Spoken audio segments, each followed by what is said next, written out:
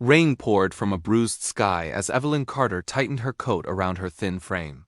Her children huddled close, clutching their bags as eviction papers flapped against the wind.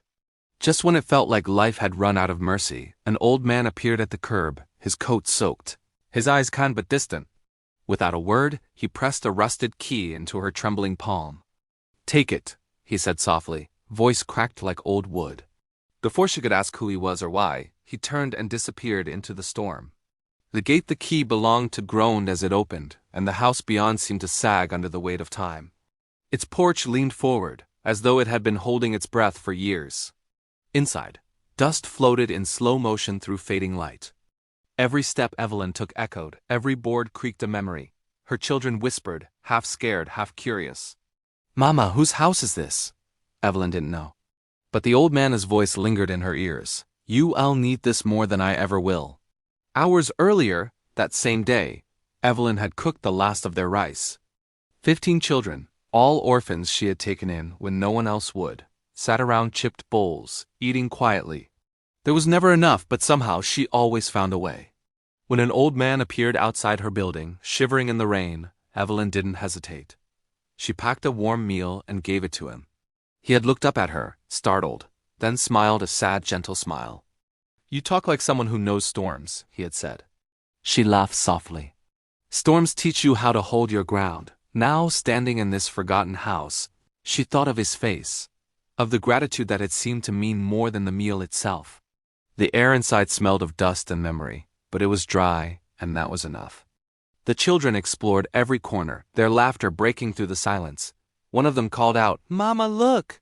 "The floor here sounds funny." Evelyn knelt down, tapping the floorboards until one gave a hollow sound. She wedged a broken knife beneath the edge and pried it up. Beneath it lay a small chest, old and locked, its metal dulled by years. Her fingers shook as she lifted the lid.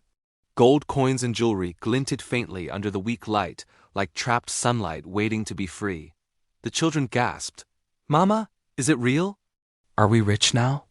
But what caught her breath wasn't the gold. It was the folded paper lying on top. The handwriting was old and elegant, the ink faded but still legible. "If you are reading this," the note began, "then you gave without expecting. You offered kindness when you had none to spare. This house and all it holds belongs to you now. I had wealth but little love left in my years. You had love when the world gave you none. Keep this, share it, build something that lasts. True riches aren't counted in coins but in compassion." Tears welled in Evelyn's eyes. She pressed the paper to her chest as her children danced around her. "It's ours," she whispered, voice trembling. "Every coin, every stone, this house, it's all ours." Joy spread like firelight through the dusty rooms. The kids found broken windows that still showed stars, doors that led to dreams, and laughter that made the house feel alive again. Evelyn sat by the chest, her heart full, thinking of the old man with the cane. The one she had fed without a second thought. He had disappeared into the rain, but somehow his presence filled every corner of this house. She imagined him smiling, leaning on his cane, whispering from the shadows, "You gave what you didn't have, so now the world gives it back." That night, candles flickered against the cracked walls, and the children curled together on the floor, whispering about gardens, painted rooms, and a dog they'd name later. Evelyn stood by the window, watching the rain stop, the stars return, and the world soften. For the first time in years, her heart felt light. Word spread through the neighborhood about the woman who gave her last meal to a stranger and found a home full of treasure. People began to say that the real treasure wasn't the gold at all. It was Evelyn herself, the woman whose kindness unlocked a miracle.